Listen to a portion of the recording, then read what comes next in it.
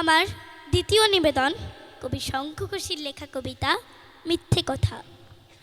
লোকে আমায় ভালোই বলে, দিব্যে চলন সই, দোষের মধ্যে একটু নাকি মিথ্যে কথা কই।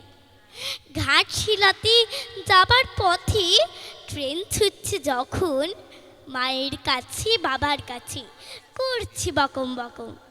হঠাৎ দেখি মাঠের মধ্যে চলন্ত সব গাছে এক এক রকম ভঙ্গি ফোটে, এক এক রকম নাচে।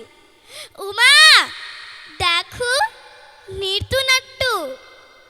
যেই বলেছি আমি, মা বকে দেয়, বড্ড তোমার বেড়েছে ফাজলামি। চিড়িয়াখানার নাম জানো তো? আমার সেজ মেশুর আদর করে দেখিয়েছিলেন পশুরাজির কিশোর। কদিন পরে চুন খসানো দেওয়াল জুড়ে ইখি ঠিক অবিকল সেই রকমই মূর্তি যেন দেখি। ক্লাসের মধ্যে যেই বলেছি সুরঞ্জনার কাছে, জানিস আমার ঘরের মধ্যে সিংহ বাঁধা আছে। শুনতে পেয়ে দিদিমণি অমনি বলেন, শোনো এই সব কথা আবার যেন না শুনি কখনোই।